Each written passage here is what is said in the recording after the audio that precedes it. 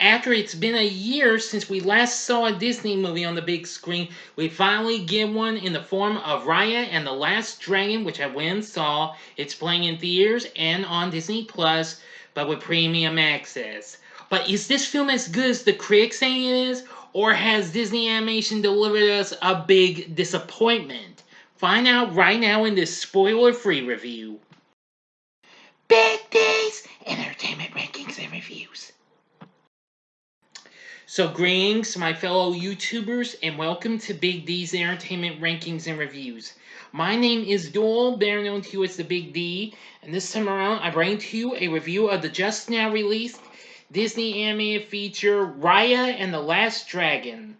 Now, this is the studio's 59th animated motion picture, directed by Don Hall and Carlos Lopez Estrada, co-directed by Paul Briggs and John Ripa. Now, this film, of course, features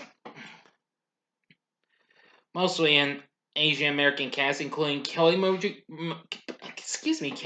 Tran as, well, the title character of Raya, and Aquafina as Sisu, the titular dragon, along with Isaac Wang, Gemma Chan, Daniel Day Kim, Benedict Wong, Sandra Oh, and a host of others. Well, finally glad to see this because this was Disney's first film that comes to theaters since Onward, their recent hit, well, one of their two recent hits with Pixar, as I've also recently saw the first trailer for their next film being Luca, which will be opening this summer. Anyway, let's go into what say about the story. Now, we start out in the land of Kamandra, it's being rampaged by Druin, evil spirits that turn people to stone and multiply. And the dragons use their remaining magic to create an orb to ward off these creatures and revive everyone, but end up turning to stone themselves.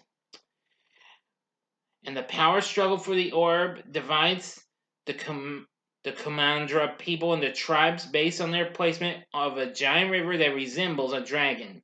Fang, heart, tail, spine, talon. Well, Chief Benja of the Hard Tribe has been traced Raya to guard the orb. Unfortunately, during a feast among the 5 tribes, Raya befriends Namari, the daughter of Chief Varana of the Fang tribe, and well, it gets into a real big battle with the other tribes and what have you. And the orb breaks and, well, unleashes the Druid spirits. And turns everyone to stone, including Raya's dad. And years later, she manages to go on a big quest to find them. But that's all I'm going to tell you. I'm not going to tell you the rest. You're just going to see the movie. But anyway, the voice acting cast works really good. Kelly Marie Tran is superb. So is Aquafina. I like lots of the other characters you'll meet, including Raya's best friend and trusty Sita as a mix of an armadillo and pillbug called Tuk Tuk. Very funny creature that is. But anyway, a lot of the other voices are pretty good. Now, the story I'm going to tell you is absolutely real good, and let's see. And the score for this was done by James Newton Howard. This being his first film to do for Disney in years, because he had previously composed the music for 2000's Dinosaur, as well as the extremely underrated Atlantis the Lost Empire and Treasure Planet. Anyway, well, I can say that was a pretty good score, but I think the big thing about this movie was the animation. I mean, this kind of had the best animation I had seen in ages in a Disney movie. The first film to have the most colorful bits of animation and what have you I've seen since Over the Moon, which came on Netflix last year. Wow, really something. Now, I like how Raya and Sisu get to meet each other, and believe me, that's when the fun begins. She's kind of goofy though, but you ought to see what happens later on. Oh, excuse me, I'm sorry, I'm getting a little tired, everyone. But this, of course, is a spoiler-free review. But anyway, I thought this was just a blast. This was another big, excellent film from Disney. I think Disney's once again done it. I mean, they've had some hits or misses with their animated flicks, but well, more hits than miss in the last few years. But this one takes the cake. I must admit that I really loved the performances from the cast. The music was really good, the animation was good, the story was good, etc., etc., etc., etc. I think this is a film you need to go see. Go to your theater if you still can, if it's still open. Now, I've been hearing some theaters in New York are opening up again, so that's factually good.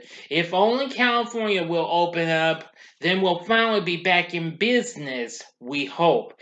As long as they don't get the nerve of postponing Black Widow again, we'll be okay.